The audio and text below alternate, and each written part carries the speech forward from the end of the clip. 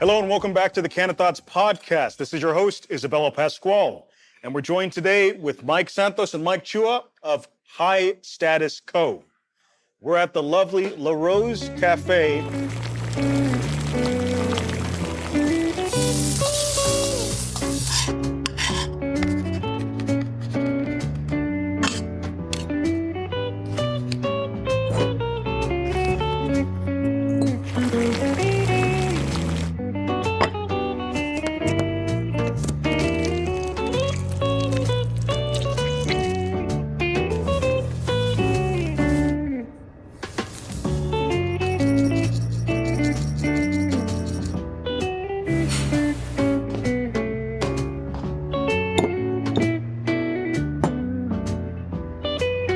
It's a Filipino restaurant in Hollywood, California.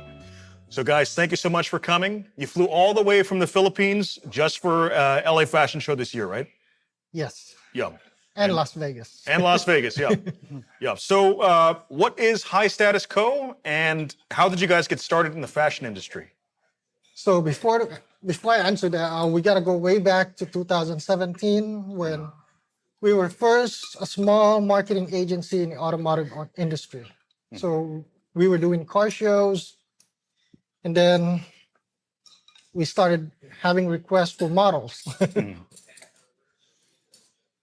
And I guess it kind of just started from there, and we started having clients within the fashion industry. So from there, I started to learn how to design. First of all, I didn't have any experience on any of it. fashion in the fashion designing industry. But I did have an experience on drop shipping, which I kind of connected the whole fashion industry with the drop shipping. And now, even now, like our fashion brand is still structured as a drop shipping. So how that works is we partner with different designers from every continent. So we have one in Colombia, Vietnam, Philippines, and here in America, which is based in Las Vegas here in United States. So how that works is you buy a dress from us, and depending on where your location is, the dresses gets made in wherever you're based in. So if you're based in Philippines, then we make the dress in the Philippines and ship it out to you. So we don't have a single store. So the headquarters that we have are mostly just for customer service use. That's all it is for. We don't ever produce the dresses there. Our partner designers are the ones that produce it. They ship it directly to our customer, and everything just goes from there. So how many countries do you have runway shows at? We have done one in Colombia, Philippines, Vietnam, New York, LA, and I think that's about it. So far? Yeah, so far, for now. Yeah, I'm curious, how did you guys connect together and partner on High Status Co? So, well, I'm a photographer. So on my experience, because whenever I ask the model to pose, I give them directions, right? So since he was in the model side and then we were both in the car industry, so I usually shoot pictures with his models and my guys' cars, and then time flew by, and he was like, "Oh, why don't you start, directing my models of how to do stuff, since I do them anyway in photography." So I tried it out, and then here I am. So it's a natural cohesion with you guys. Yeah. Okay, that's cool. And he also take photos back in the day when we were still a small marketing agency. So he was doing the content photo for us. Yeah. So as far as like team dynamics and company culture, you guys work fantastic. But we were talking earlier, Mike, you said that most of your staff, after they're finished, they graduate onto different ventures. Yes. Yeah. So you had one model that we've worked with together. She's an entrepreneur now, and so she Yes. has a So coffee business. one of my main assistant here when I first started, she now owns 2 restaurants here one in Monrovia and one in Upland. Oh, So kind of proud of her. And it all started with the school of high status quo. So in the future, there might be some coaching guys. I would not. I am not the best person to coach. You don't know that. Not yet. So yeah. So I'm curious about your process with fashion design. So what is your system behind the scenes? Your take on design? So like I said earlier, we are a drop shipping based fashion brand. So we don't ever make the dress, but if we have to, we also can make the dress. So you order a dress from us, you want it fully customized, like at your preference, we can design that too. So however, all the designs that we create are processed digital. Everything is done on a computer. And depending on where you're from, if you're in Vietnam, then we just send the file out to one of our partner designers in Vietnam. And then they make the dress, ship it out directly to you. I'm curious because you focus on female clothing. What about a Barang Tagalog? Do you ever think about entering the male space of design or not so much? Barong? Yeah. Well, it's funny because Okay. You heard it first, folks. 2022, when I wanted to sponsor a model in the Philippines, and she was competing for Miss Universe. So Miss Universe Philippines organization declined me for the fact that I was not a local fashion designer in the Philippines based. And based on like how our brand is structured, it's a drop shipping. They don't think it's a valid, like they don't consider me as a designer since everything that we do is digital. Yep. So I guess it's different how they operate there. Okay. And then as a manager and talent agency, what are the criteria you're looking for with your models when you're signing new talent? Well, for the models, we actually prefer models that have little to no experience. They're just easier to work with. Oh. They have less ego. Just very easy in general to work with. Less jaded than they have fun. They're not divas. Yeah. Because that can be complicated. From my experience when I was doing talent management, I had clients where I booked them on 3 different jobs, paying jobs, commercials, nationwide commercials. And this client was like, no, I'm not interested. Find me something else. And this is like he's really too picky. So it is what it is. We severed ties because there's a lot, as a talent manager, you can book them on shows and whatnot. And then there's too much drama. What are you going to do? It's a waste of your time and your resources. So today's sponsor is Billion New Friends. B&F Kombucha is the smoothest kombucha on the market. Currently selling in Washington and Oregon, in Whole Foods and New Seasons markets, all over the PDX area, Salem, and we're breaking into California and Hawaiian markets.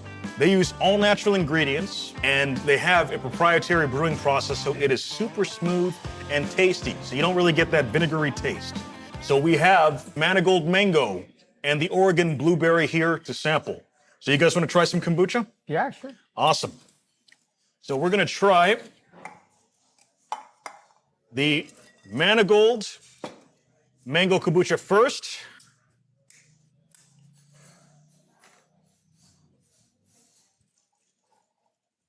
And there's a little bit of alcohol. You guys may get buzzed. Thank you.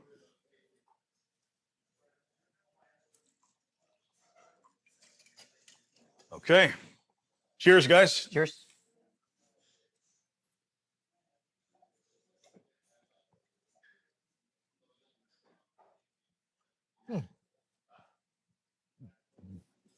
It's pretty smooth. Not bad. Yeah. Compared to other brands, which have more vinegar, this is more of a tea flavor. It's pretty good. And you also enjoy all the probiotics that, makes it regulates healthy gut health. Okay. And then we have the Oregon blueberry right here, guys. This one.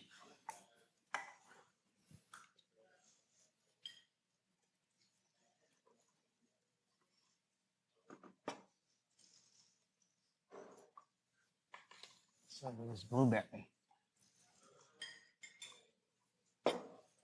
Okay. Cheers. Cheers.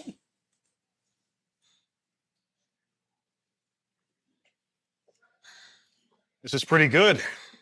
It's like juice, guys. Very good. I like this. Love it.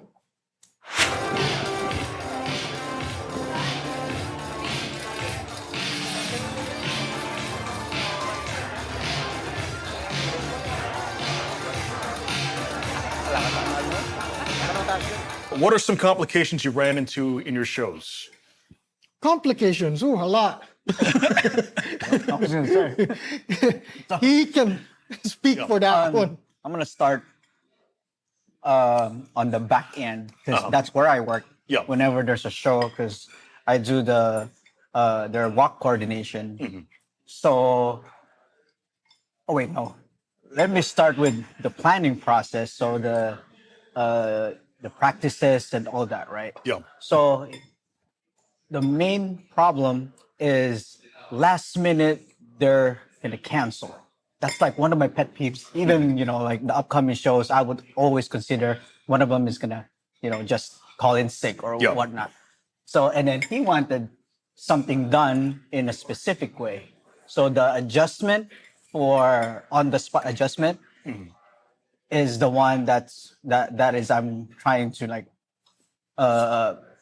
make sure that we can do it, right? Yeah. So it's the models or whoever I'm working with that can't really sink into that, So some of them would say, oh, it's not doable because, somebody canceled, everything shifted. So they have to be able to like adapt to those kinds of situations. But then since we're working with, less experienced models, and then staffing is like, it goes around. There's never really a permanent person that's working with me, especially I'm, in Vegas and then they're over there overseas. So it's a little harder for that. Okay. So when in times that we have to adjust on those kinds of situation. So it's a little tough. And then for event fashion show producer, it becomes difficult for us because they are used to doing runway shows, which is typically just model walking, in and out. But for us, it's a bit slower because of our design. So we're more on the pageantry side. So the models have to walk slow. And so basically, for event fashion show producer, it makes it harder for them because now they only gives us like a 10-minute time for our entire segment.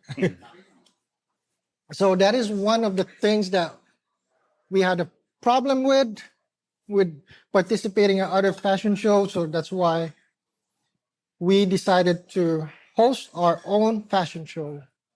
What else is there? So as far as the pageantry, For the models out there that want to get into the business, pageantry is more so for teenagers and above, right? What are the age ranges for pageantry? It is from 16. It depends. So if you are competing for Miss Teen USA or any national teen competition, then it's between from 16 to 18. Okay. And when you go for the higher level of pageantry, which is here in America, like Miss Universe, I believe they only have Miss Universe here, if I'm not mistaken, that are the major ones. So that is from like, I believe 21 through 27. Okay. But they just started accepting applications for models now that are 30. And some of the aspiring models, they may not be like 5'7". Typically, for models, it's like 5'7" to 5'9" is like the range. Now, some shows they're starting to get shorter models. What's your experience with that? Is it changing or is it the same? So that's another complication that I experienced, because when we use the event producers, fashion show event producers model, they're typically always taller, 5'7" and above. So I'm not a big fan of that. Like, I believe anybody can be a model, whether it's short or tall, big, small. So we started using our model from our modeling agency. And using our model from our modeling agency also allows the model to get an experience on fashion show events. So for aspiring fashion designers and fashion producers, what tips do you guys have for them to start and what they can do to stay in business? The only thing I can really say is it's going to be tough because the fashion industry is so saturated. So it's going to be tough. You're going to get knocked down, but just don't give up. Yeah, it's like with any business. There's complications. There's also politics with other professional colleagues and peers as well. But you just have to persevere and make something distinct. So additionally to High Status Co., you guys offer private concierge services. And because, Mike, I see you all the time. You're traveling to the Middle East, to Asia, to Europe, United States, all over the place. And is that a Richard Mille? Can we show the camera?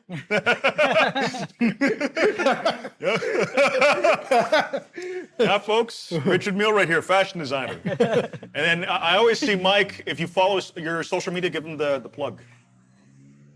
By the way, we are releasing our own watch line. So it will be out this year. Stay tuned. Stay tuned by December.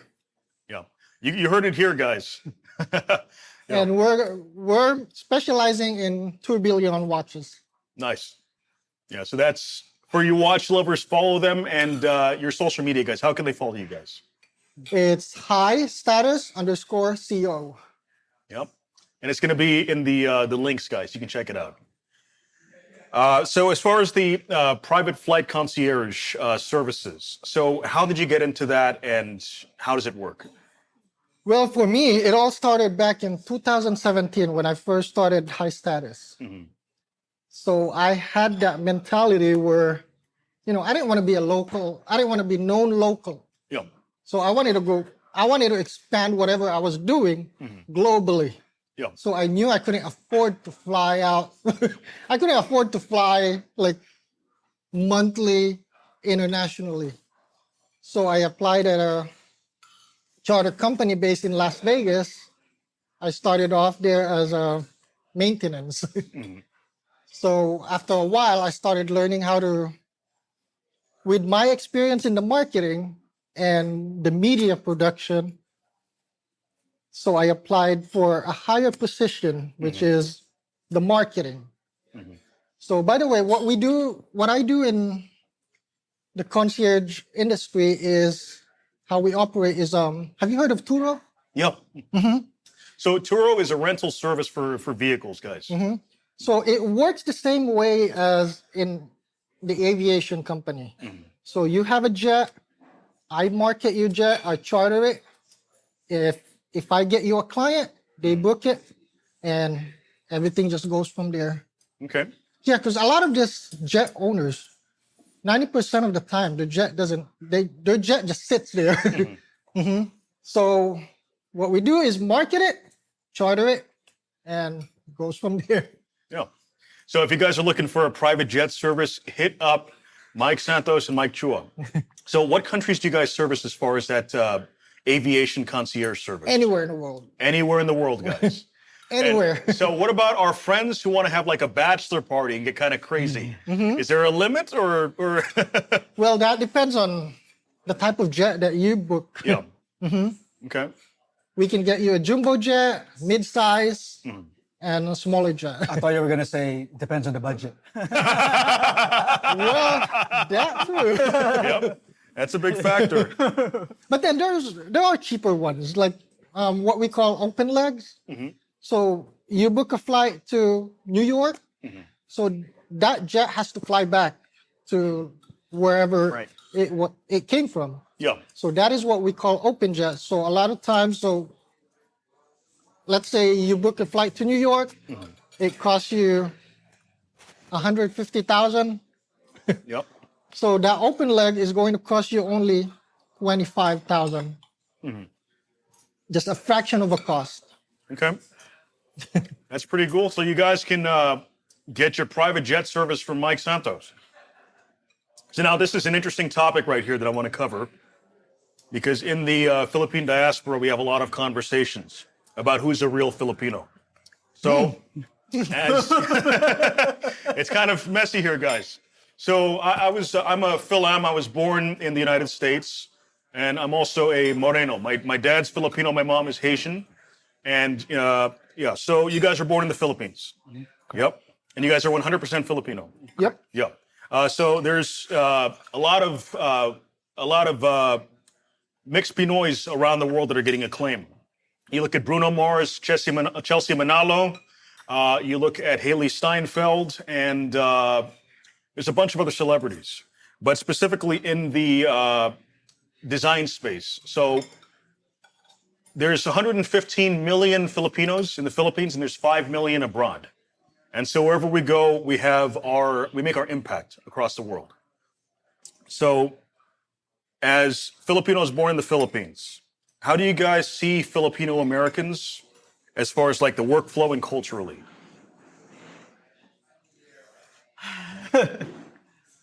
Well, I think it has a lot to do with the culture. It all starts there because Filipino American, they have a different culture as to like Filipinos that are Born and raised in the Philippines. So I think that plays a major role of like the difference between Filipino American and like Filipino. Yeah. Because even when I was applying for a sponsor to sponsor a model for Miss Universe, I was getting rejected for not being a local-based Filipino designer. So, yeah, I think it's the culture. Right. it's more of the cultural awareness of them, because in the Philippines, it's what do you call that? They're more close-minded still compared to now they're starting to open up. Yeah. But then here it's more really open. Yeah. But it's more the crab mentality. Yeah. Yeah. And I think over there in the Philippines, it's all about status symbol. Yeah. But at home, when our relatives get the balikbayan, they say thank you, right? Oh yeah. Yeah. But I understand. As a Filipino American, there is a different cultural thing. But growing up in a mixed household, I got different cultures, and then I also, being American, I had my American friends too, and it's a melting pot here. But yeah, but there's a lot of Filipino Americans. They say "Ako ay Filipino" still, because we still share the same blood and same heritage. But it's the different upbringing. Yeah. And it's funny because every time we work with a new model in the Philippines, Yep. the first thing I ever tell them is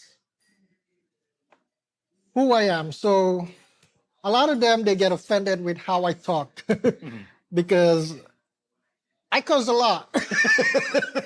So I don't care who you are. So if you're working with me, like rehearsal, there's a chance that I could curse at you. Yep. So it's not something that they are used to. It's more of a term of endearment. Yeah. So that's the first thing I tell them. So, Yep. you know, if at any point I start to curse at you, don't take it personal. Yep.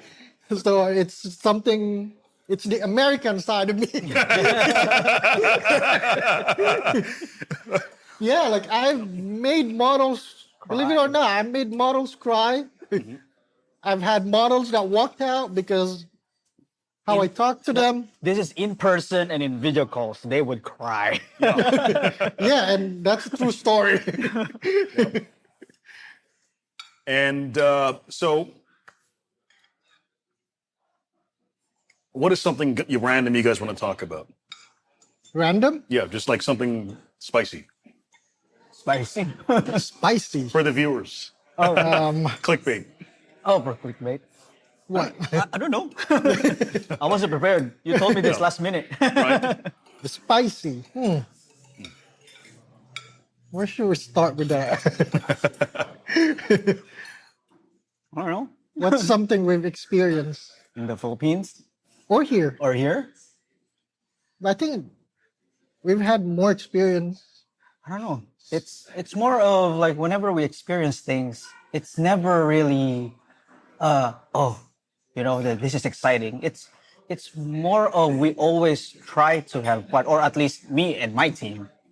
Whenever I try, like we have worked together, and then I have people under me. Yeah. Like I always try to make fun. So it's never really like trying to make things fun. It's always like automatic has to be fun. Yeah. Or interest. There you go. It's more of interesting side. Okay. So I don't know. Whatever we do, it's always interesting to them, and then for us, like normal. I think for me, it's something interesting. I think that would be more of behind closed doors. So not on the Candid Thoughts podcast. It's behind closed doors that you make me move from one condo to another. Yeah. Oh, Mike, I think tonight you're sleeping in this room. And after 3 days, you move to another room. Because he also has like condos in the Philippines. So yeah, that's another In thing. BGC or where? It's McKinley. It's part of BGC. Okay. It's a small area in like BGC area. So I own 4 condominiums there that I rent out also for like Airbnbs. Okay. So for the Philams and for, because a lot of people are dating Filipinos now too, let's talk about hot spots in the Philippines to travel to. So where would you guys recommend? We're talking about it. You want to go back there? Palawan. Palawan, of course. That's number one. Yeah. Yep. Palawan. And I haven't really been around Philippines yet, but I've been Palawan and it was beautiful. Yep. But this year I would want to see Siargao. Okay. Now, what about some places that are off the tourist map? Some like Like a party spot or hangout spot. party spots I or would- any place. I always go to ever since even before I left, and then now it's really developed to its Eastwood City, Okay. and then it's it's one of those close together from BGC then Eastwood, and then we hang out there, we drink, we eat, we party. Yeah. After you clock out from work, we just go there. Okay. Yeah, and then McKinley is okay. Party scene, there's not really any clubs out there, but I've been to one in BGC. It was called Silo. That one was, my experience there was a little different than partying here in America in general. Yeah. Because yeah, it's more of the people are very proper there. So over here they allow you to like make it rain. Yep. Over there, you're not allowed to do that. I tried, but I was stopped from doing it. Yep. So outside of the Philippines, you guys have traveled a lot. So you've been to the Middle East, Europe. Yes. You were in Afghanistan as well. Yes. So what's it like working in those areas? So we touched the U.S. and the Philippines, but as like when you're planning events, like how is the workflow over there and their personalities? Well, working overseas and here, it's a different experience because you're gonna have a lot of you're gonna have different girls that have different experience in each category. So over here, you have models that are highly experienced in runway. As to in the Philippines, we have more models that are more experienced on pageantry. So anyone that does like fashion show event knows that runway and pageantry have a very different style. I never knew this until I went, until I started working with him.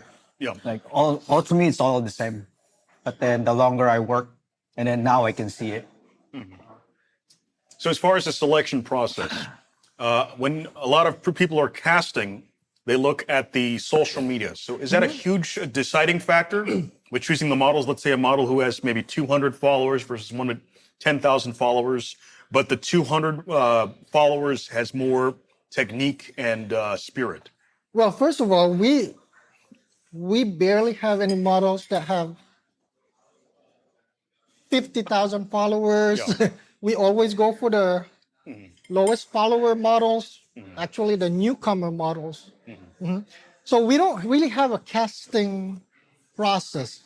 What I do is I attend castings for like nationals for like Miss Universe. So the ones that do not make it are the ones that I tend to focus more. So if I see a potential with this girl, I hit her up. Hey, we'd love to work with you, and we'd love to have a chance to like work with us. And to build with you guys. Yes. Okay. So we train them. We put them in a training process. We train them for 6 months, and anything they need. They want experience, we'll give it to them. They want training, they got it. Okay. There is no excuse. Yeah, so I don't buy any excuse that, they can't walk or they don't have the experience, because I'm literally giving everything, every needs they have, Every opportunity that they opportunity would, to them. But ultimately, it comes down to them choosing to do it or not. Yeah. Yeah. So you're always gonna have models that is gonna have a change of heart.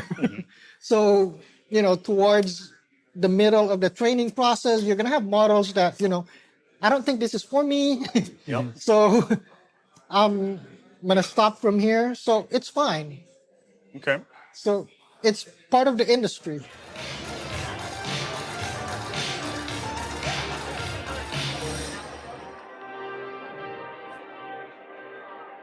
Thanks for tuning into the Candid Thoughts Podcast, and we'll see you next time.